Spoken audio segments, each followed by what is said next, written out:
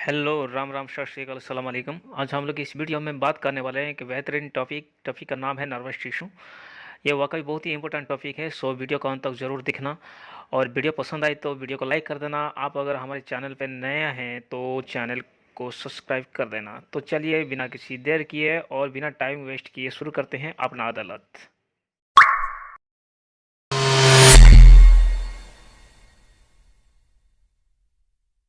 Nervous tissue को समझाने से पहले मैं आप लोग को एक छोटा सा एग्जांपल देना चाहता हूँ। मान लीजिए यहाँ पे आप खड़े हैं और मैं एक गर्म लोहा का छड़ हॉट आयरन रोड को, ये क्या है, हॉट आयरन रोड, ठीक है ना। मैं ये हॉट आयरन रोड को ला के आपके हाथ में टच करा दूंगा। यह हॉट आयरन रोड जैसे ही आपके हाथ में टच होगा तो आप क्या करोगे, यहाँ से अपना हाथ को एक झटके में बाहर निकाल दोगे, वेरी क्विकली, राइट।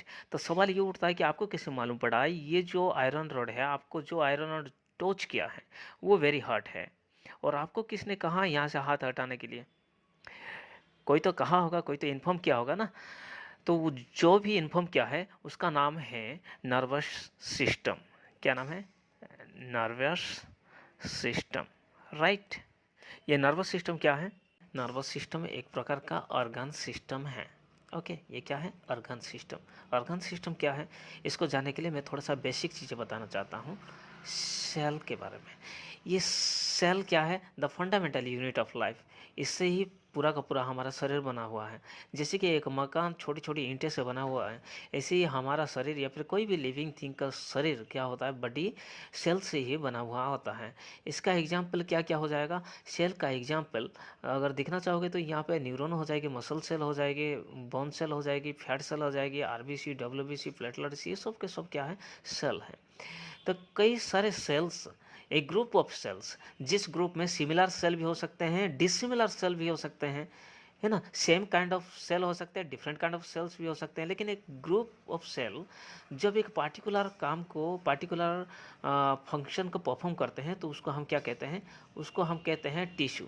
ऐसे कई प्रकार का टिश्यू हमारा बॉडी में मौजूद है।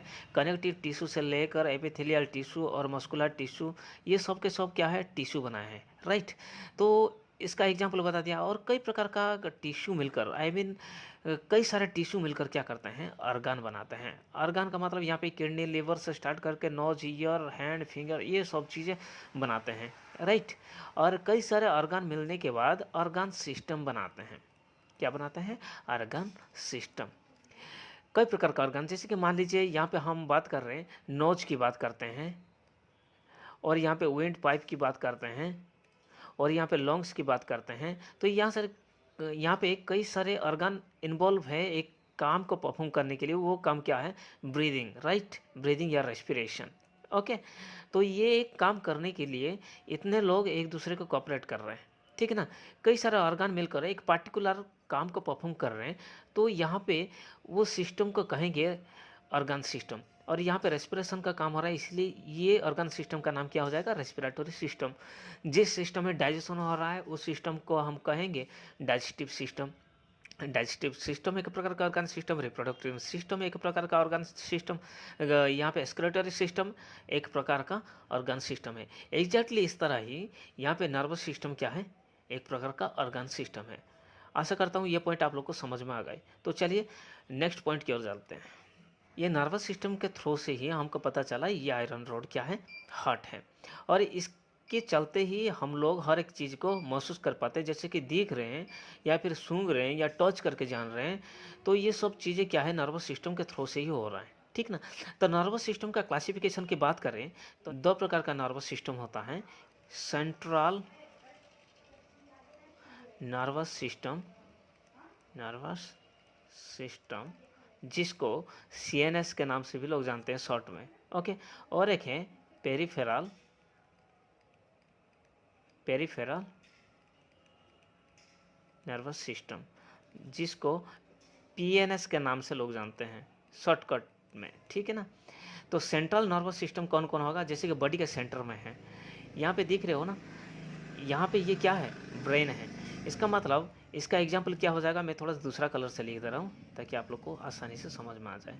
यहाँ पे क्या है? ब्रेन है, ठीक।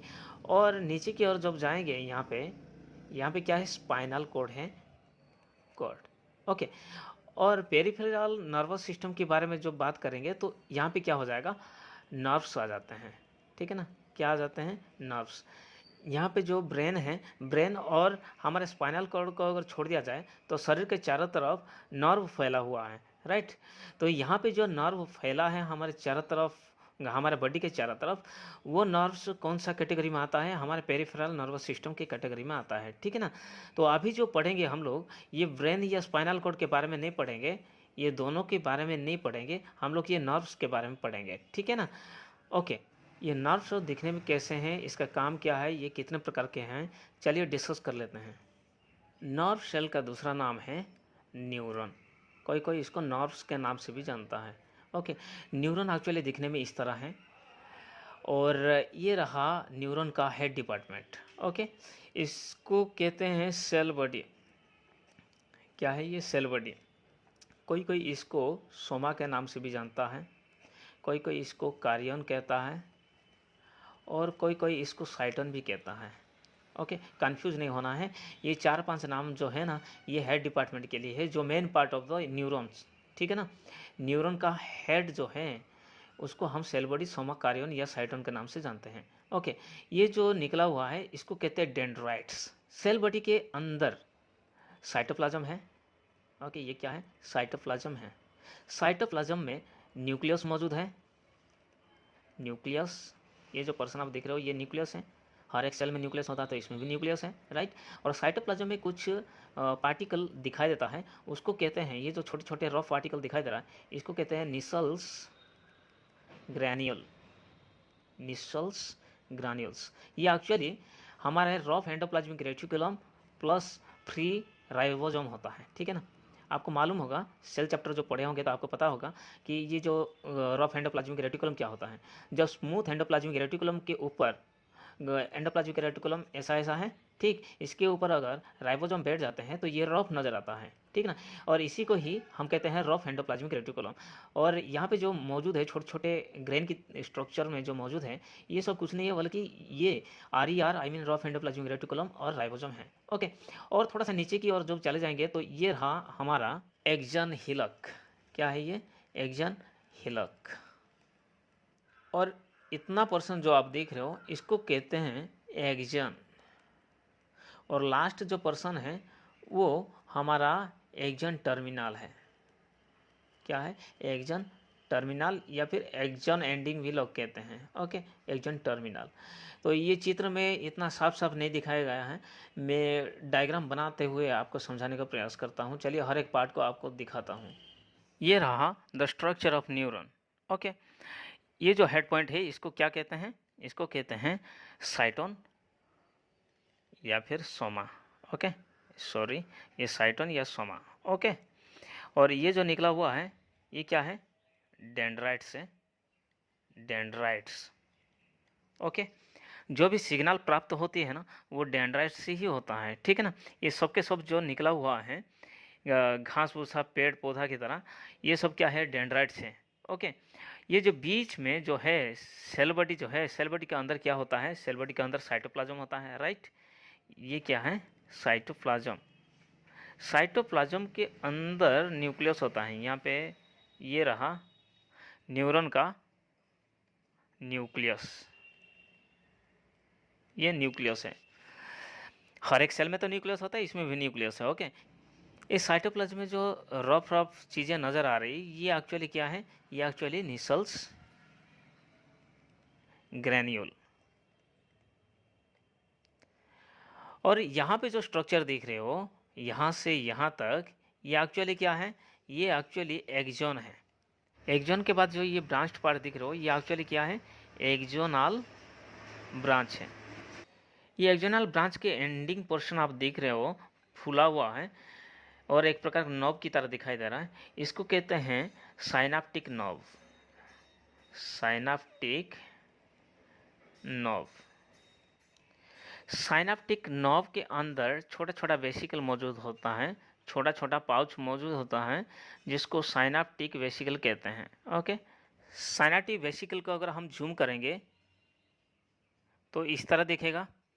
इसके अंदर कुछ केमिकल होता है, वो केमिकल को कहते हैं न्यूरोट्रांसमीटर। ये क्या होता है? न्यूरोट्रांसमीटर। वो किसके अंदर होता है? साइनेप्टिक वेसिकल के अंदर होता है। साइनेप्टिक वेसिकल कहाँ है? साइनेप्टिक नर्व के अंदर है। ओके, साइनेप्टिक नर्व किसका पार्ट है? एक्सोनल ब्रांच का है। एक्चुअली एक्सोनल ब्रांच किसका पार्ट है? एक्सोन का है। बस समझ में आ गए। न्यूरॉन का और भी कुछ इंपॉर्टेंट पार्ट्स है जिसको दिखाना बाकी है, इसीलिए मैंने स्क्रीन को पूरा क्लियर कर दिया। यहाँ पे देखो, ये सेल बॉडी है। सेल बॉडी के अंदर क्या है? सेल बॉडी के अंदर हमारा साइटोप्लाज्म मौजूद है। और साइटोप्लाज्म कहाँ मौजूद है? डेंड्राइट्स में मौजूद है, एक्सोन में मौजूद है, और ये सब में मौजूद है। राइट। आप लोग सोच रहे होगे ये हेयर लाइक स्ट्रक्चर, लेकिन ये हेयर लाइक स्ट्रक्चर तो है, लेकिन इसके अंदर साइटोप्लाज्म मौजूद है। ओके, सोमा में ये जो सेल बॉडी में जो साइटोप्लाज्म होता है उसको तो हम साइटोप्लाज्म कहते हैं, लेकिन जो साइटोप्लाज्म हमारे एक्सोन में मौजूद होता है उसको हम कहेंगे एक्सोप्लाज्म। क्या कहेंगे? एक्सोप्लाज्म। राइट। सेल बॉडी का मेम्ब्रेन को सेल मेम्ब्रेन या प्लाज्मा मेम्ब्रेन के नाम से लोग जानते हैं, लेकिन एक्सोन का जो मेम्ब्रेन होता है, ये वाला जो मेम्ब्रेन है ना, ये मेम्ब्रेन को कहते हैं एक्सोलेमा। क्या कहते हैं? एक्सोलेमा, डबल एम आई, एक्सोलेमा। ओके, बस इतना में ही ये कम रुका नहीं, इसका और भी कुछ स्ट्रक्चर है। आप लोग को मालूम होगा, जो पेरिफेरल नर्वस सिस्टम के बारे में मैं बता रहा था, तो वहाँ पे सिर्फ मैंने एग्जाम्पल नर्व लिखा था, लेकिन नर्व ही नहीं होता है उसमें, नर्व्स के साथ न्यूरोग्लाया सेल भी होता है। ये क्या होता है neuroglia cell? Neuroglia cell actually supporting cell है। अगर किसी ने आपको पूछता है कि नर्वस सिस्टम का पार्ट सब क्या है, तो आपके मुंह से फटाफट 3 नाम निकल जाता है, brain, spinal cord and neuron. लेकिन इतना में ही काम नहीं चलता। मान लीजिए ये जो न्यूरॉन है ना, न्यूरॉन का कोई भी पार्ट अगर किसी भी पार्ट में अगर चोट आ जाता है या फिर कोई भी पार्ट अगर डैमेज हो जाता है, तो उसको रिपेयर करेगा कौन? उसको रिपेयर करने वाला भी तो कोई होना चाहिए ना। तो वो सब कौन है? वो न्यूरोग्लाया सेल है। यहाँ पे जो देख रहे हो ये क्या है? एक्सन हिलक है। एक्सन हिलक। ओके, यहाँ पे जो आप लोग का एक्सन दिखाई दे रहा है, ये एक्सन ऐसे सिंपल नहीं है। इसमें कुछ सेल्स मौजूद होते हैं जिसको हम श्वान सेल कहते हैं।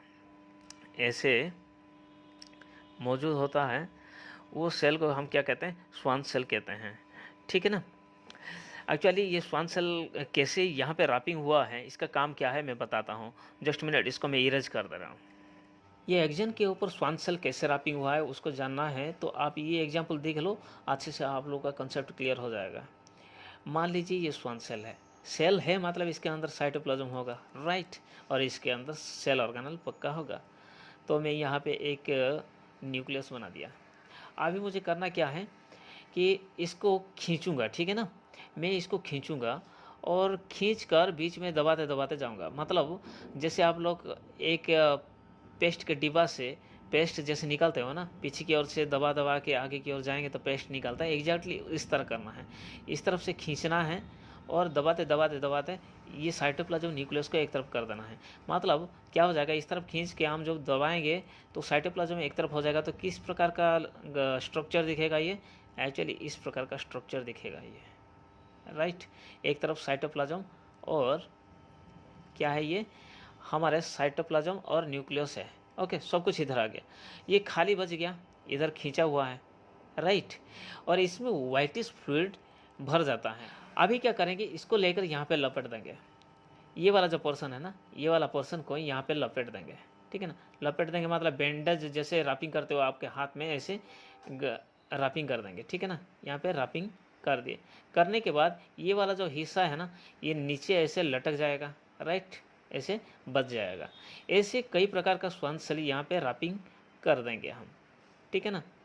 ऐसे रैपिंग कर देंगे तो एक हिस्सा नीचे की ओर बच जाएगा। ऐसे रैपिंग कर देंगे तो एक हिस्सा नीचे बच जाएगा। श्वान सेल का बचा हुआ हिस्सा है जिसमें न्यूक्लियस और साइटोप्लाज्म है, और इसमें साइटोप्लाज्म नहीं है, एक वाइटिश फ्लूइड अंदर है, ठीक है ना। और ये जो अभी रैपिंग हुआ है एक्सन के चारों तरफ, अभी ये एक प्रकार का शीथ बना लेता है। इसको कहते हैं माइलिन शीथ। क्या है? माइलिन शीथ, याद रखो, ठीक ना। ये सब के सब क्या है? माइलिन शीथ है। ये माइलिन शीथ का काम क्या है? इसका प्राइमरी काम है इंसुलेटिंग करना, मतलब इधर से जब भी सिग्नल आएगा ना तो उसको सेफली सिग्नल को आगे की ओर भेजने के लिए यहाँ पे ये लोग मौजूद हैं। ओके, और दूसरा काम ये होगा कि यहाँ पे ये लोग क्या करते हैं, सिग्नल को स्पीड अप कर देते हैं, ठीक है ना। ये माइलिन शीथ के बीच बीच में गैप होता है, ये गैप को कहते हैं, इस सभी गैप को क्या कहते हैं, हमारे नोड ऑफ रानवियर, ओके, ये सब गैप को नोड ऑफ रानवियर कहते हैं। ये बचा हुआ हिस्सा क्या करेगा, यहाँ पे जो साइटोप्लाज्म और न्यूक्लियस है जो श्वान सेल का, ये यहाँ पे ऐसे ही लटका रहेगा या फिर उसको भी रैपिंग कर दिया जाए। चलिए रैपिंग कर देते हैं। अभी इसको उठा के इसके ऊपर रैपिंग कर देते हैं, ठीक है ना। मान लीजिए ये श्वान सेल का साइटोप्लाज्म और न्यूक्लियस वाला हिस्सा है जिसमें कुछ सामान पैक्ड है श्वान सेल का, राइट। इसको हम इसमें रैपिंग कर देते हैं। रैपिंग करते हैं तो कैसे दिखेगा, रैपिंग करेंगे तो इस तरह दिखेगा, मतलब माइलिन शीथ के ऊपर ये एक प्रकार का कवर बना लेगा, ठीक है ना। तो कवर बना लिया जाए। श्वान सेल का साइटोप्लाज्म और न्यूक्लियस वाला हिस्सा को माइलिन शीथ के ऊपर ऐसे रैपिंग कर दिए। अब ये डबल लेयर हो गया एक जोन के ऊपर। पहला जो हिस्सा था वो माइलिन शीथ है और ऊपर और एक हिस्सा आ गया और एक कवरिंग आ गया, उसको हम क्या कहते हैं, न्यूरोलेमा। तो यहाँ पे जितने भी हिस्सा दिख रहे हो ये एक्चुअली क्या है, ये एक्चुअली क्या है, अंदर बाहर की जो लेयर यहाँ पे रैपिंग हुआ वो एक्चुअली हमारे श्वान सेल ही है। ओके, लेकिन श्वान सेल का जो हिस्से में साइटोप्लाज्म नहीं था और रैपिंग हुआ था एक जोन में, उसको हम माइलिन शीथ कहते हैं। और जिस हिस्से में न्यूक्लियस साइटोप्लाज्म था और वो भी माइलिन शीथ के ऊपर रैपिंग हुआ है, तो उसको हम क्या कहते हैं, न्यूरोलेमा। जब यहाँ पे श्वान सेल आ ही गया तो उसका न्यूक्लियस तो दिखाना पड़ता ही है ना, तो न्यूक्लियस बना दिया जाए। यहाँ पे ये रहा न्यूक्लियस, ठीक है ना। ये एक एक श्वान सेल है, हर एक श्वान सेल का न्यूक्लियस यहाँ पे मौजूद है। यहाँ पे और एक बात जानने वाली है कि माइलिन शीथ के बीच में गैप होता है तो उसको नोड ऑफ रानवियर कहते हैं।